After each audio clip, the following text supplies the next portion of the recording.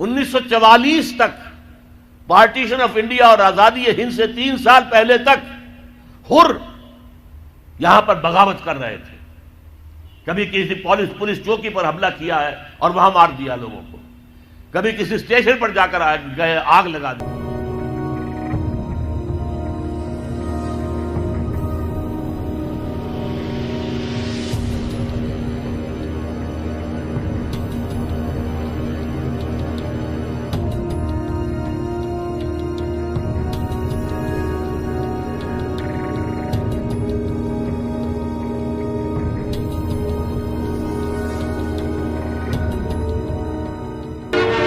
Every country has its gangsters, and the recent trouble in India was an opportune moment for a tribe of terrorists known as the Hers to run amok in the northwest province of Sindh.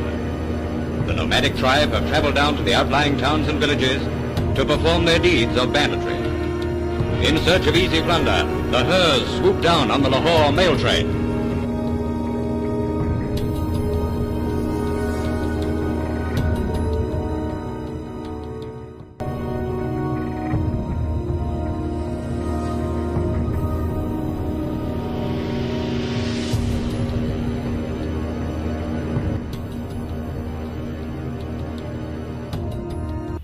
اگر آپ اپنے لیے جماعت تلاش کرنا چاہتے ہو تو کیا چیزیں دیکھنی چاہیے جماعت میں؟ دیکھیے, میں حیدرآباد میں بات کر رہا ہوں اس وقت. اس کی بڑی پرانی تاریخ جو ہے بڑی شاندار ہے. یہ شہر وہ ہے جس نے انگریزوں کے ساتھ جنگیں کی. یہ صوبہ وہ ہے جس نے ایک دن کے لیے بھی انگریز کی حکومت کو دل سے تسلیم نہیں کیا. 1944 تک پارٹیشن آف انڈیا اور آزادی ہند سے 3 سال پہلے تک ہندوستان میں جو سب سے آخر میں صوبہ فتح ہوا ہے انگریز کے ہاتھوں پر وہ سندھ تھا. لیکن سندھی مسلمان نے انگریز کے اس حکومت کو ذہن تسلیم نہیں کیا. وہاں بہت بڑی تحریک تھی, حر تحریک, اس نے مقابلہ کیا ہے. اور یہ 1940s جو ہیں ان کے دوران تک بھی یہ خبریں اخبارات میں پڑھتے تھے. میں بھی اس وقت اخبار پڑھنے کے قابل ہو چکا تھا کہ آج فلاں ریلوے اسٹیشن کو آگ لگا دی حروں نے, اور آج فلاں تھانے کو جلا دیا ہے, اور آج فلاں یہ کر دیا ہے. اور یہ جو ہمارے پیر پگاڑا صاحب ہیں, ان کے والد صاحب کو پھانسی دی انگریز نے, اور پھر لاش تک نہیں دی, کہیں ان کی قبر کا نشان تک نہیں. اور ان دونوں بھائیوں کو وہ لے گیا انگلستان تاکہ ان کی برین واشنگ کرے اور وہاں کی تہذیب و تمدن کا ان کے اوپر رنگ چڑھائے. یہ کیفیات تھی کہ جس کی وجہ سے انگریز کو مسلمانوں سے خوف تھا, اندیشہ تھا کہ یہ مسلمان جو ہے اپنی کھوئی ہوئی حکومت واپس حاصل کرنے کے لیے کوئی بڑے سے بڑا قدم اٹھا دیں. انگریزوں کو چین سے نہیں بیٹھنے دیا. آپ سمجھیے وجہ کیا ہے. پنجاب میں کتنے کالج کھولے گئے, بھاولپور سے شروع ہو جائیں, S C college Bahawalpur, Emerson college Multan, Aitchison college, اور Christian Forman F C college, پھر مرے کالج سیالکوٹ, پھر گارڈن کالج راولپنڈی, پھر ایڈورڈز کالج پشاور, اس سب میں قائم کیے. سندھ میں کوئی نہیں کیا. کیوں نہیں کیا؟ کبھی سوچا آپ نے؟ سندھ میں تو کسی پارسی نے کوئی مدرسہ کھول دیا, کسی مسلمانوں نے کوئی مل جل کے کوئی مدرسۃ اسلام قائم کر لیا. انگریز نے کوئی نہیں بنایا. کیوں نہیں بنایا؟ اسے معلوم تھا کہ سندھیوں کے دلوں میں ہمارے خلاف بغاوت ہے, یہ کبھی ہمارے وفادار نہیں ہوں گے. جب بھی موقع ملے گا ہم پر حملہ کریں گے. جبکہ پنجاب اور سرحد کے درمیانی اضلاع جو ہیں وہ انگریز کے وفادار ثابت ہوئے. پنجاب کی فوج تھی جس نے کہ 1857 میں دلی جو انگریز کے ہاتھ سے نکل گیا تھا دوبارہ لے کر دی ہے, فتح کر کے دی. پنجابی تھے, وہ مسلمان تھے, سکھ بھی تھے, مسلمان بھی تھے. اس کی خاص وجہ تھی. مجھے یاد ہے میاں طفیل صاحب ابھی زندہ ہے, انہوں نے ایک دفعہ بیان دے دیا تھا بہت سخت کہ سندھی تو فوجی ہے نہیں, فوج میں آتے نہیں ہے, سندھی تو نان مارشل ریس ہے. یہ جو انگریز کا پروپیگنڈا تھا وہ ان کی زبان سے نکلا. اس کا جواب دیا تھا پھر جی ایم شاہ, غلام مصطفیٰ شاہ, جو سیکرٹری ایجوکیشن بھی تھے، لاہور میں کالج کے اندر پرنسپل بھی رہے، انہوں نے جواب دیا تھا، یس وی ور نیور مرسنریز، ہاں ہم کبھی کرائے کے ٹٹو اور کرائے کے فوجی نہیں تھے جیسے تم تھے پنجابیوں، تم نے تو جا کر کعبے پہ گولیاں چلائی ہیں انگریزوں کی سپاہی بن کر، تم نے تو جا کر یروشلم کا قبضہ لے کر دیا جنرل ایلن بی کو، انگریز کو۔ تو یہ سندھ ہے جس میں میں بات کر رہا ہوں، یہ سندھ ہے جہاں خاکسار تحریک بھی بڑی زبردست، تالپور برادران اس خاکسار تحریک کے بہت نمایاں کارکن تھے۔ یہ سندھ ہے جہاں پنجاب سے آنے والا ایک نو مسلم تھا، پنجابی، سکھ سے مسلمان ہوا تھا، مولوی عبید اللہ، لیکن اس کے نام کے ساتھ سندھی لگ گیا ہمیشہ کے لیے۔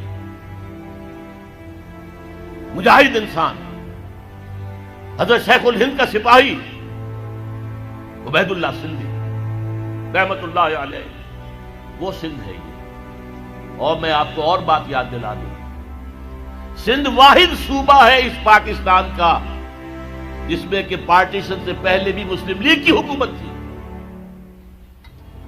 پنجاب میں یونینسٹ پارٹی کی حکومت تھی، ہندو مسلم سکھ مل کر بنائی تھی انہوں نے، مسلمانوں کی پارٹی نہیں تھی۔ مسلم لیگ کو ایک دن بھی وہاں وزارت نصیب نہیں ہوئی۔ سرحد میں ڈاکٹر خان صاحب کی وزارت تھی، باچا خان کا بڑا بھائی، وہ تو ریفرنڈم ہوا ہے اور غیور پٹھانوں نے پاکستان کے حق میں ووٹ دیا ہے، اور اس کے لیے مولانا شبیر احمد عثمانی رحمت اللہ علیہ نے بڑا پارٹ پلے کیا۔ وہاں کے پیر جو ہیں، پیر صاحب مانکی شریف، پیر صاحب زکوڑی شریف، انہوں نے بڑا رول پلے کیا ہے کہ پاکستان میں اسلام نافذ ہوگا، اسلام قائم ہوگا، لہذا ووٹ دو مسلم لیگ کو۔ ورنہ ظاہر بات ہے کہ یہاں تو سوائے سندھ کے کہیں بھی مسلم لیگ کی حکومت نہیں تھی۔ اور جی ایم سید صاحب اگرچہ وہ بعد میں جو کچھ اس ملک میں ہوا ہے اس سے بددل ہو گئے، ایک ریئیکشن ہوا ان پر، آخر ہوتا ہے، کیوں گردش بادام سے گھبرا نہ جائے دل، انسان ہوں پیالہ اور ساغر نہیں ہوں میں، ان پہ ایک رد عمل ہوا۔ ورنہ وہی تھے جنہوں نے 1943 میں کہا تھا، اے مائنورٹی پروونسز کے مسلمانوں، ہمیں یہاں ہندوؤں نے دبایا ہوا ہے، ہماری زمینیں جو ہیں ان کے پاس گروی رکھی ہوئی ہیں، سارا کاروبار ان کے پاس ہے، خدا کے لیے ہمیں یہ فن نہیں آتا، آؤ تم یہاں۔ ابھی پارٹیشن کا کوئی سوال نہیں ہے، میں 43 کی بات کر رہا ہوں، آؤ سندھ کے اندر تاکہ یہاں پر تم تجارت کرو اور تاکہ ہندوؤں کے مقابلے میں آ سکے۔ یہ جی ایم سید کی اپیل تھی۔ آج اسی سندھ میں کہہ رہا ہوں اسلام قائم کرنے کی جد و جہد، اور سب سے بڑی بات یہی سندھ تو تھا نا۔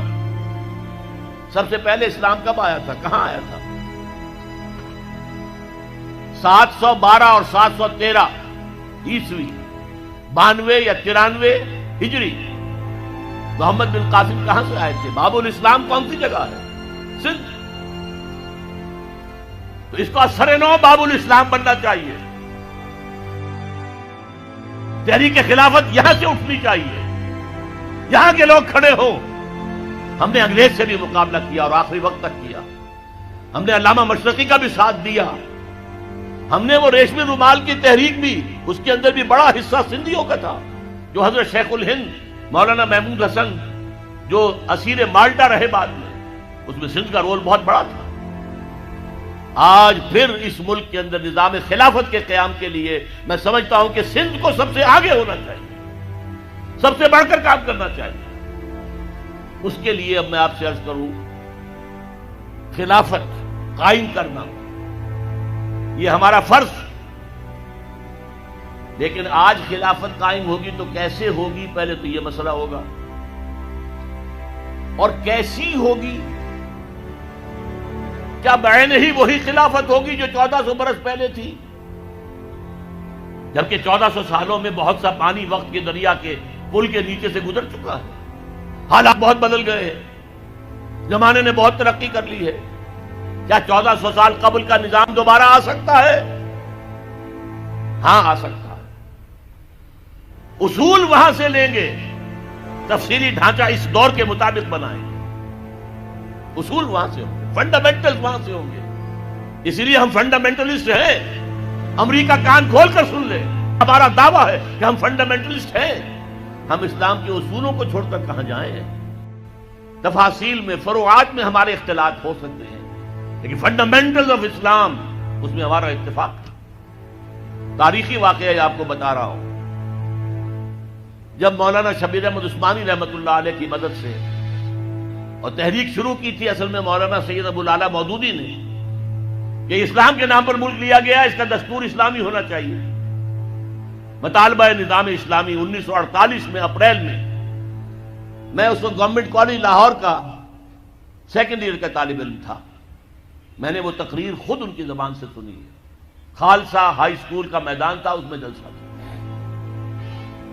اس وقت تک چونکہ مولانا مودودی سیاسی آدمی شمار نہیں ہوتے تھے، مذہبی آدمی تھے، دینی آدمی تھے، لہذا سب نے ان کا ساتھ دیا، مسلم لیگیوں نے ساتھ دیا، ڈاکٹر عمر حیات ملک، پھر مولانا شبیر احمد عثمانی رحمۃ اللہ علیہ، قرارداد مقاصد پاس ہو گئی، مان لیا ہمارا حاکم اللہ ہے، ان الحکم الا للہ، اللہ کے سوا کسی کے لیے حاکمیت نہیں ہے، یہ لکھا ہوا ہے آپ کے دستور۔ جو اختیارات ہمارے پاس ہے وہ تو اصل میں ایک سیکریٹ ٹرسٹ ہے، ایک نہایت مقدس امانت ہمارے پاس ہے، لیکن یہ اختیار استعمال ہوگا کتاب و سنت کے حدود کے اندر، باہر نہیں جا سکتے۔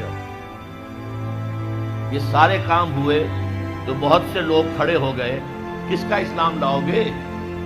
شیعوں کا لاؤ گے یا سنیوں کا لاؤ گے؟ دیوبندیوں کا لاؤ گے یا بریلویوں کا لاؤ گے؟ حنفیوں کا لاؤ گے یا اہل حدیثوں کا لاؤ گے؟ بتاؤ تو صحیح۔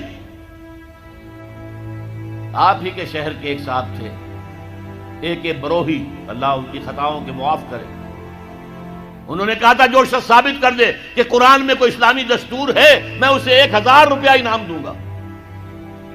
اور یہ 1000 روپیہ آج کا نہیں ہے، یہ میں بات کر رہا ہوں سن 48 کی۔ اس وقت 1000 روپے کس کی معنی کیا ہوتے تھے؟ 10 لاکھ سے کم تو نہیں تھا،